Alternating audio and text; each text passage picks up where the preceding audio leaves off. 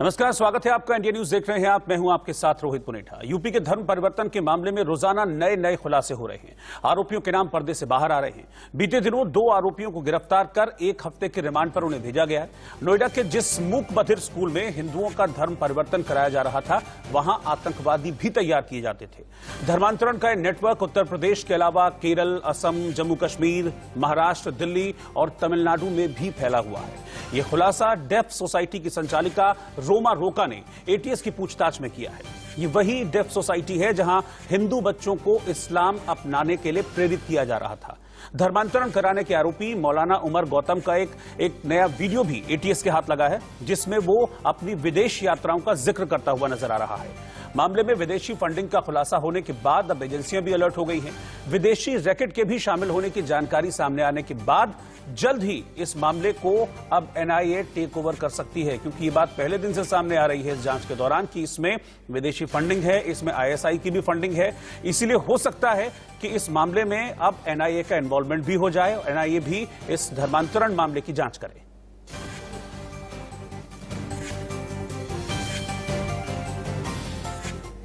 और इस वक्त की बड़ी खबर इस मामले से जुड़ी आपको बता दें, इंडिया न्यूज का बड़ा खुलासा आपके सामने हम रखने जा रहे हैं। उमर के साथी मोहम्मद आकिब का एक चैट सामने आया है। आकिब मन्नू यादव से धर्मांतरण के लिए पैसे मंगा रहा है। 5500 रुपए, आधार कार्ड और कुछ डॉक्यूमेंट जो दस्तावेज हैं वो इस चैट के जरिए मंगाए जा रहे हैं। धर्मांतरण के बाद धर्म का सर्टिफिकेट भी बनाकर दिया और सर्टिफिकेट पर मन्नू यादव का नाम अब्दुल मन्नान लिखा, यानी कि पहले वो मन्नू यादव था, लेकिन उसका धर्म परिवर्तन कराने के बाद जो सर्टिफिकेट उसको दिया गया उसमें अब्दुल मन्नान उसका नाम कर दिया गया। इस सर्टिफिकेट के मुताबिक 11 जनवरी 2021 को यह धर्मांतरण हुआ। महज 19 साल की उम्र में मन्नू यादव को धर्म परिवर्तन कर अब्दुल मन्नान बना दिया गया। बाकायदा इसका एक सर्टिफिकेट भी जारी किया गया है।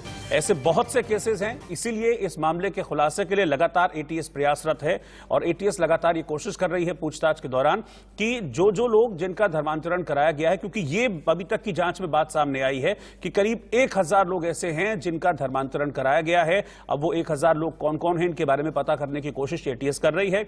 इसीलिए जो 2 लोग हैं उनको 7 दिन की रिमांड पर एटीएस ने अभी लिया हुआ, उनसे पूछताछ कर रही है। और धर्मांतरण मामले पर इंडिया न्यूज का एक और खुलासा हम आपके सामने रखने जा रहे हैं। इंडिया न्यूज के पास एटीएस की रिमांड अर्जी है। आरोपियों से धर्मांतरण से जुड़े दस्तावेज मिले हैं। जहांगीर और उमर के पास से एक रजिस्टर मिला है। जहांगीर और उमर की मोबाइल डिटेल्स से भी कई खुलासे हुए हैं। देश के जनसंख्या संतुलन को बदलने की साजिश ये लोग कर रहे थे। आरोपियों को इस साजिश के लिए, अपने नापाक इरादों को कामयाब करने के लिए विदेशों से पैसा मिल रहा था, फंडिंग मिल रही थी। आरोपियों को आईएसआई फंड कर रही थी। मोबाइल डिटेल से बड़ा खुलासा हुआ है कि आरोपियों को विदेशों से निर्देश मिलते थे और विदेशों से पैसा भी मिल रहा था। आशीष सिन्हा मेरे सहयोगी इस वक्त मेरे साथ जुड़ रहे हैं, मैं सीधा उन्हीं के पास चल रहा हूं। आशीष, लगातार हम देख रहे हैं कि खुलासे हो रहे हैं इस पूरे मामले में, लगातार कई जानकारियां सामने आ रही हैं। यह भी बात सामने आ रही है कि 1-2 नहीं, 1000 से ज्यादा लोग हैं जिनका धर्मांतरण कराया गया और ये सब कुछ जो है कि विदेश में बैठे हुए कुछ लोग निर्देशित कर रहे थे और इसके लिए फंड भी उपलब्ध करा रहे थे। इंडिया न्यूज के पास इससे जुड़े दस्तावेज हैं, एक्सक्लूसिव जानकारियां हैं। देखिए, हमने सबसे पहले अपने दर्शकों को दिखाया जो डॉक्यूमेंट्स हैं, जो व्हाट्सएप चैट है जो उमर के साथी का बताया जा रहा है, जिसमें एक लड़के को वो मेट्रो स्टेशन के पास, जामिया के पास बुलाता है, आधार कार्ड के साथ बुलाता है। उस लड़के का नाम मुन्ना यादव होता है और अगले दिन उसका धर्म परिवर्तन करा दिया जाता है और फिर उसका नाम अब्दुल मन्नान हो जाता है। इसी तरह से 1000 के करीब जो लोग हैं उनका धर्मांतरण कराया गया है। दूसरी सबसे अहम बात कि इस पूरे मामले में जो एटीएस ने रिमांड एप्लीकेशन फाइल की थी कोर्ट में, उसकी डिटेल हमारे पास है। पहला, कई सारे दस्तावेज मिले हैं। एक रजिस्टर्ड बकायदा एटीएस को बरामद हुआ है जिसमें उन लोगों के नाम है जिनका धर्म परिवर्तन कराया गया। दूसरा, मोबाइल फोन से कई सारी चीजें खंगाली जा रही हैं। तीसरा, जो बैंक अकाउंट है उसमें फंडिंग बहुत ज्यादा आई है, डोनेशन के रूप में आई है। चौथी अहम बात, जो फंडिंग आई है वो पाकिस्तान और गल्फ कंट्रीज से आई है। तो इन तमाम ये जो लीड्स मिली हैं उन लीड्स पर अब एटीएस काम कर रही है और आने वाले समय में और ज्यादा बड़े खुलासे होंगे और कई नाम सामने आ सकते हैं कि आखिर ये पूरा जो गैंग था वो ऑपरेट कैसे करता था।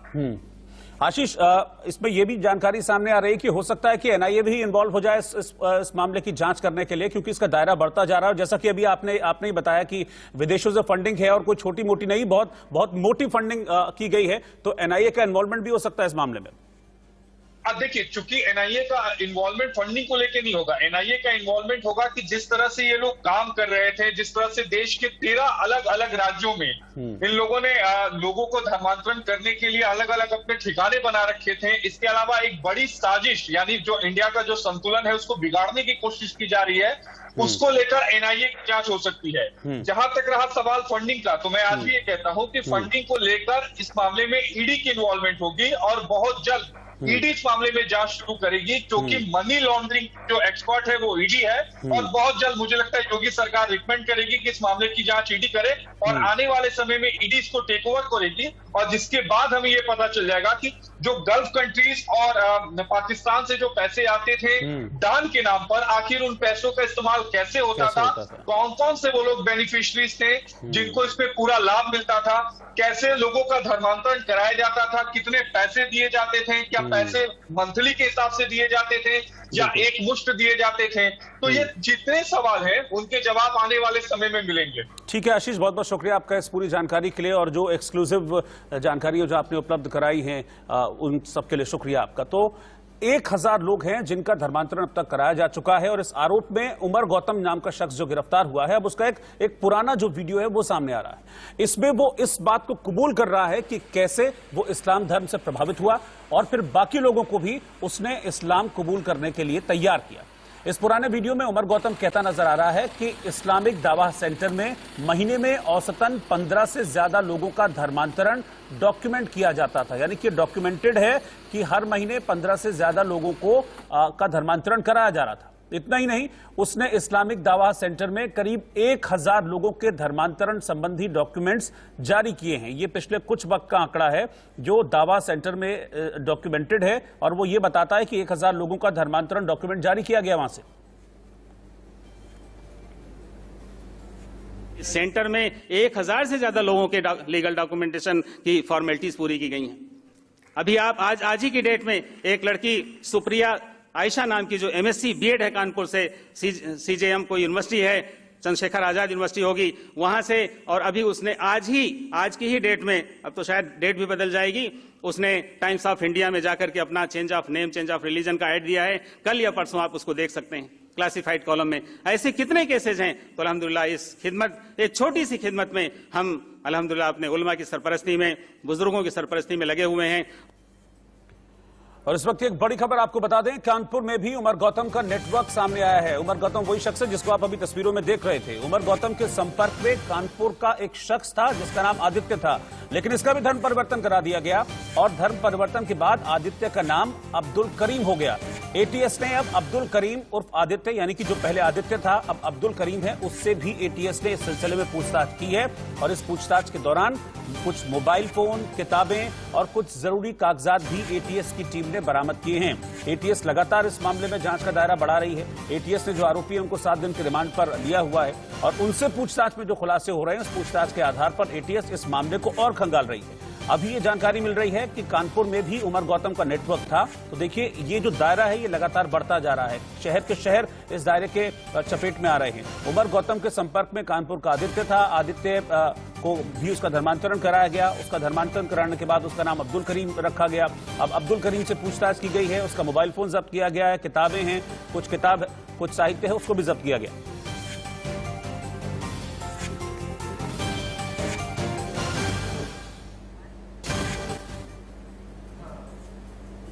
अब एटीएस की जो पूछताछ चल रही है उस पूछताछ में कई बड़े खुलासे सामने आ रहे हैं। वो खुलासे क्या हैं, किन किन लोगों के नाम इस पूरे नेटवर्क में अब तक सामने आए हैं। उसमें पहला नाम है मोहम्मद जहांगीर का। इसका काम क्या था? इसका काम था इस्लामिक दावा सेंटर के तहत हर महीने 15 हिंदुओं को मुसलमान बनाना, यानी कि इनको टारगेट दिया जाता था। दूसरा शख्स उमर गौतम का काम था इंग्लैंड, सिंगापुर, पोलैंड में धर्मांतरण का नेटवर्क बढ़ाना।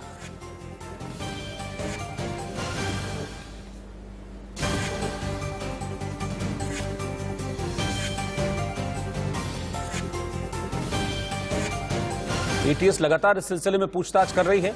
ये देखिए, मोहम्मद जहांगीर इसका काम इस्लामिक दूसरा जो शख्स है Umar Gautam England, Singapore, Poland में ये धर्मांतरण का नेटवर्क बढ़ाता था और यही बार बार ये भी कह रहा था कि मैंने कई विदेश यात्राएं की हैं। रोमा रोका यूपी, केरल, असम, जम्मू कश्मीर, महाराष्ट्र, दिल्ली और तमिलनाडु में नेटवर्क को बढ़ाना, वहां पर लोगों को ढूंढना कि किसका धर्मांतरण कराया जा सकता है, ये इन लोगों का काम था। लेकिन फिलहाल इन लोगों को अब अरेस्ट किया जा चुका है, इनसे पूछताछ की जा रही है। लखनऊ से विजय मिश्रा हमारे संवाददाता इस वक्त हमारे साथ जुड़ रहे हैं। विजय, इनका जो नेटवर्क था बहुत लंबा चौड़ा नेटवर्क था, अब इनसे खंगाला जा रहा है, इनसे पूछताछ की जा रही है। क्या कुछ नई जानकारियां सामने आ रही हैं और कहां तक इनका नेटवर्क फैला हुआ था, अभी तक इसके बारे में कोई और ताजा अपडेट?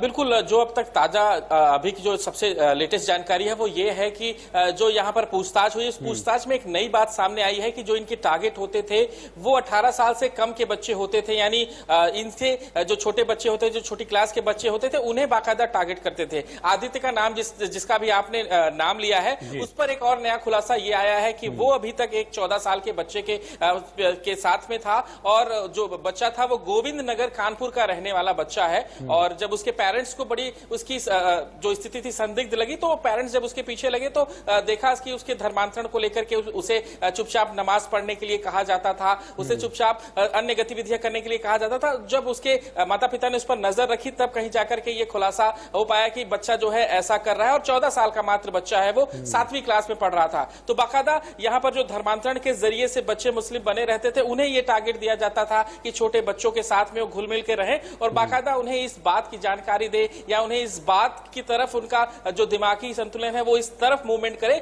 जिसके जरिए से इस तरह से धर्मांतर का जो टारगेट उनका रहता था एक महीने में 15-16 उन्हें करने का, वो उसे पूरा कर सके। और इसके लिए बाकायदा वो छोटे छोटे बच्चों का सहारा लेते थे, यानी पहले किसी बच्चे का धर्मांतरण करवा देना, फिर उस बच्चे के जरिए से दूसरे बच्चे तक पहुंचना और फिर जिस बच्चे का धर्मांतरण हो जाए फिर उसके जरिए से फिर किसी छोटे बच्चे को टारगेट करना। बाकायदा ये पूरा नेक्सस इस तरह से काम इनका करता था, जो एटीएस ने अब तक सबसे लेटेस्ट खुलासा किया है कि 18 साल के कम बच्चों को बाकायदा ये टारगेट करते थे, उस बच्चे का धर्मांतरण करवाते थे और फिर उसी बच्चे के जरिए से अगले बच्चे का धर्मांतरण कराते थे। और ऐसे कई सारे बच्चों का इस तरह का धर्मांतरण इन्होंने करवाया है। सबसे आखिरी खुलासा गोविंदपुरी के कानपुर के गोविंदपुरी के बच्चे का आया है, जिसमें उस बच्चे को नमाज पढ़ने के लिए चुपचाप कहा जाता था। वो बच्चा जो है वो चुप चुप रहने लगा था और अकेले में वो संदिग्ध गतिविधियां करता था, जिसके बाद जब माता पिता ने उस पर नजर रखी तब यह मामला सामने आया और इस पूरे मामले को भी एटीएस इस समय खंगाल रही है।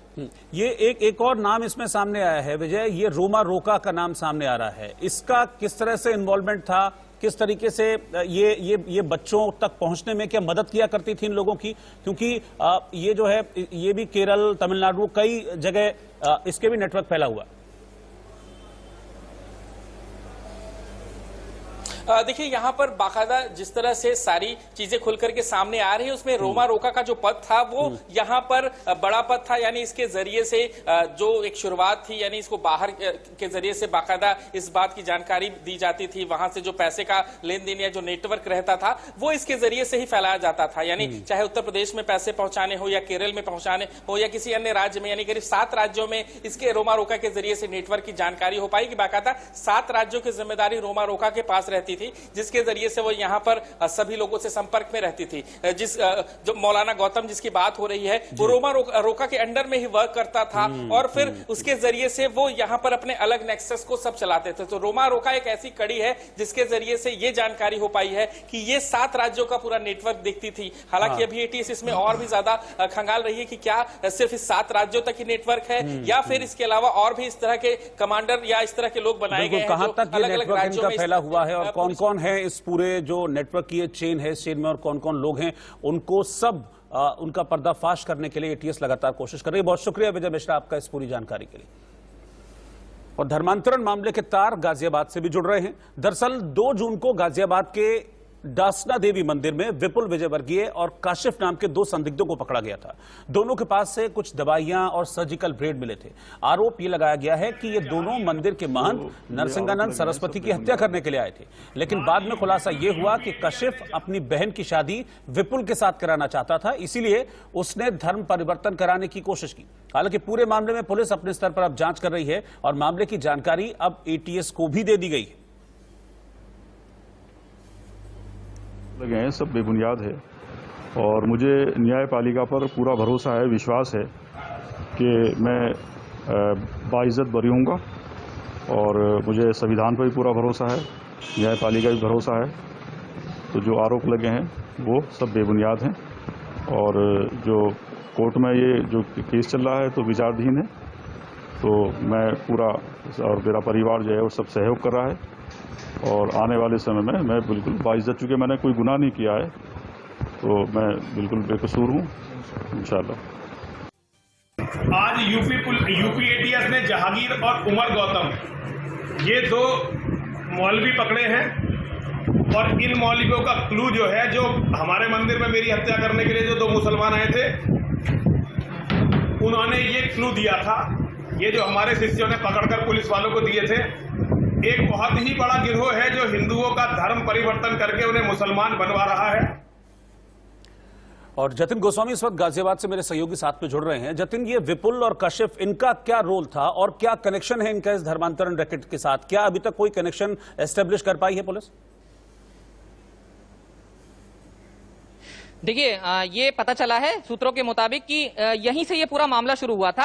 आप जिस शख्स को पहले सुन रहे थे उसका नाम सलीमुद्दीन है। विपुल और जो कासिफ हैं ये 2 जून को मंदिर में घुसे थे और इन पर आरोप है कि सर्जिकल ब्लेड और दवाइयां लेकर घुसे थे और महंत की हत्या करना चाहते थे। इन दोनों को जब पुलिस के हवाले किया गया और एटीएस ने इनसे जेल में पूछताछ की तो सलीमुद्दीन का नाम सामने आया। सलीमुद्दीन वो शख्स है जो इंस्टीट्यूट चलाता है, पैरामेडिकल इंस्टीट्यूट, और उसके ये दोनों छात्र हैं। और कासिफ की बहन से विपुल की शादी कराई गई, जिसके बाद धर्मांतरण की बात कही गई और ये इससे साफ होता है कि जो धर्मांतरण कराया गया उसके लिए किसरा के लालच दिए गए। शादी का लालच भी उसमें से एक है, रुपयों का लालच भी एक है। तो ये इससे बात जो है कड़ियां जुड़ती हुई दिखाई दे रही हैं। और सलीमुद्दीन के बारे में कहा जा रहा है कि जो एटीएस ने 2 अन्य लोग पकड़े हैं उनके कहने पर सलीमुद्दीन इंस्टीट्यूट में जो धर्म परिवर्तन की कोशिश है वो करवाता है। जी ठीक है, शुक्रिया आपका जतिन इस जानकारी के लिए। और अब बात करते हैं पाकिस्तान की, जहां लाहौर में जौहर टाउन में एक घर में बड़ा बम धमाका हुआ है। इस बम विस्फोट में 2 लोगों के मारे जाने की खबर सामने आ रही है। बच्चों और महिलाओं समेत कुल 17 लोग इस बम धमाके में घायल हुए हैं, जिसको आप टेलीविजन स्क्रीन पर देख पा रहे हैं। आप देखिए कैसे ये धमाका हुआ। ये रोड है, यहां पर सब कुछ ठीक चल रहा था, अचानक से एक धमाका होता है। और अब तक जो जानकारी मिल रही है उसके मुताबिक ये बताया जा रहा है कि ये एक आईईडी विस्फोट था। आतंकी हाफिज सईद इस इलाके में रहा करता था और उसी इलाके में धमाका हुआ है। पाकिस्तान के पंजाब प्रांत के मुख्यमंत्री उस्मान बजदर ने पुलिस को मामले की जांच के आदेश दे दिए हैं।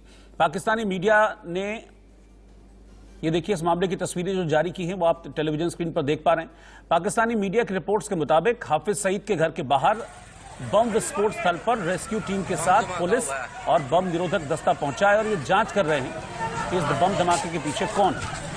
इतना जोरदार ये धमाका था कि इसकी आवाज दूर दूर तक सुनाई दी और फिर भगदड़ मच गई वहां पर।